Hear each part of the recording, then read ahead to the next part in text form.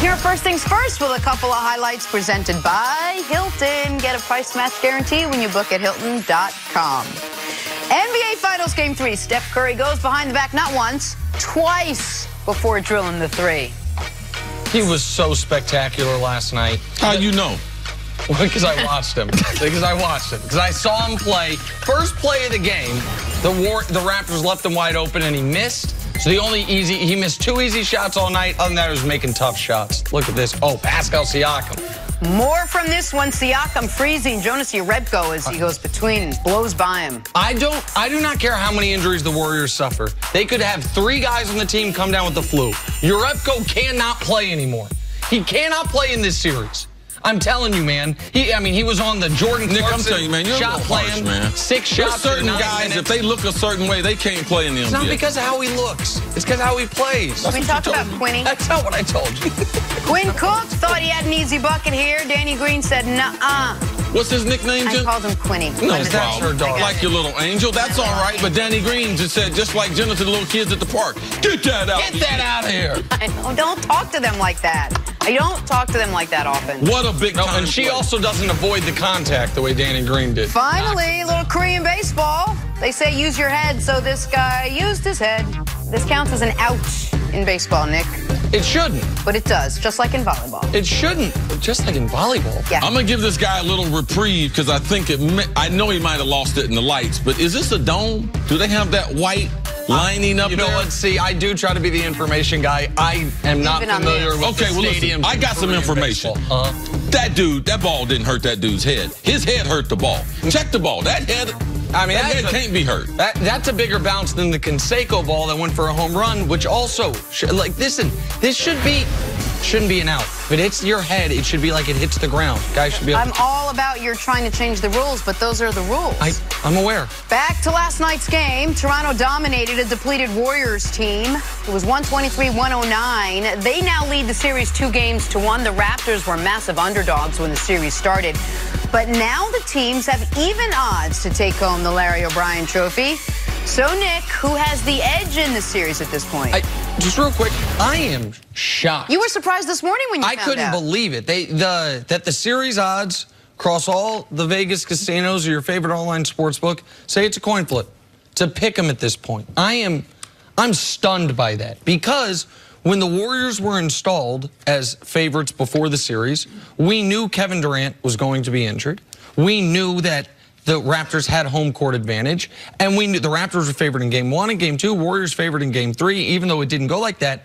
When the Warriors were minus 280, big favorites for the series, it was totally in play to be 2-1 Toronto after this point. You know what we didn't know? What's that? We didn't know Kevin Durant was going to travel to game number 1, which made it more likely that he was going to come back sooner. And we didn't know they were going to have Boogie Cousins. So when you look at, these guys look like they might be coming back in the next game or 2. Now you see Boogie play, and now we've been through 3 games, and KD is still not practicing yet. And no Clay. Vegas typically knows something. I just find it stunning that the odds have changed this much when it's 2-1 with the home team having 2 wins, the road team having 1 win, even though they've each won on the opposition's court.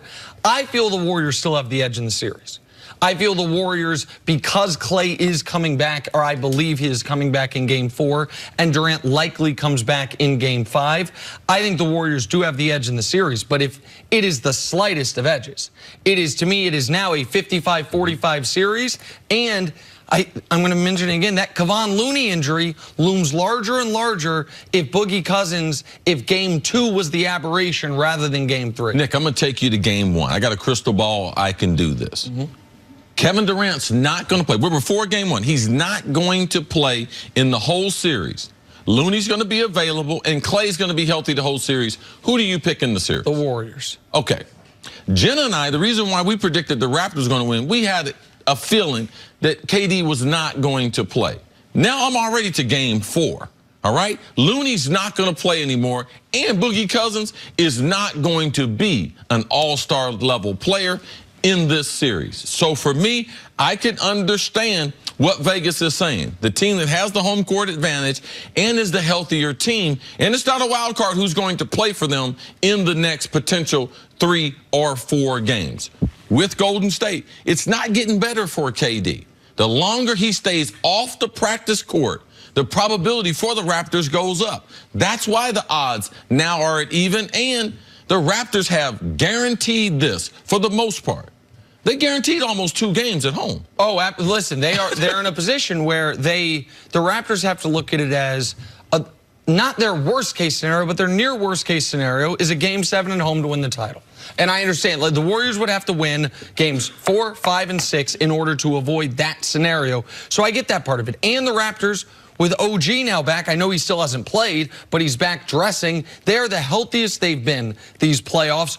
Kawhi, whatever he's dealing with, he was able to deal with it last night. 38 minutes, 30 points, finally above 50% from the field. And obviously going into the series, when I picked Warriors in 6, I didn't think KD, that was even without KD playing. But I didn't think Klay was going to get hurt. Nobody could have thought Klay was going to miss a game. The other thing that this Vegas line tells me is they believe that Klay Thompson, when he comes back, is not fully Klay Thompson. That they are baking into it that he's not going to be 38 minutes, knockdown shooting to go along with great defense. That he's going to be a minimized version of himself. Yeah, that hamstring, it's very, very tricky. And the way Klay plays, the stress going to be put on that hamstring. I tell you, man, if I'm Nick Nurse, I'm bringing in someone going against Klay every 3 minutes, just a fresh body, so I can run him ragged. Because the hamstring, if it's confined, like if you're a football player, if you're interior, you can get away with it. You can wrap it up because you're never going to have to explode and or burst or sprint. Klay is sprinting all the time on the offensive end and on the defensive end. So even though I do believe he's going to try to play in game number 4, I believe his overall health will be compromised for the rest of the series. Not for 1 game, 2 game. That hamstring, you know when it's going to get better? In July. And one last point, even though, again, I'm still going to stick with the Warriors in this series, and I think they should be the slight favorites. The devil's advocate argument is, aside from that 20-0 run that the Warriors went on, that 18-0 run to start the third quarter of game 2, have the Raptors not dominated the bulk of this series? Yes. They dominated. They won game 1. I don't want to say handily, but they won it pretty comfortably. They were in control the entirety of last night's game. In game 4, they had their opportunities. They just could not hit shots in that fourth quarter once Klay went out. Like they were up 7 at halftime. They were up 5 at halftime of game number 2. The Raptors have been the team that's been in control the majority of minutes in this series. By the way, similarly to how Portland was in control the majority of the minutes of the previous round, Golden State just won all the games. Very similar to the Portland, but Portland's role players couldn't make plays. As we saw in last night's game, Toronto's role players were making plays, and Kawhi Leonard, their star, played a lot better. We've seen 12 quarters of basketball. We have more than a sample size of who's who.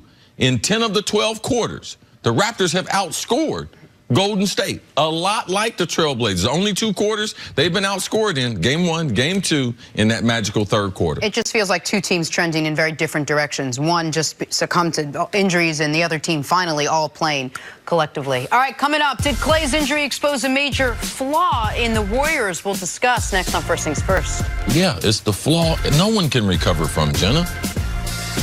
You lose 2 superstars, you're done.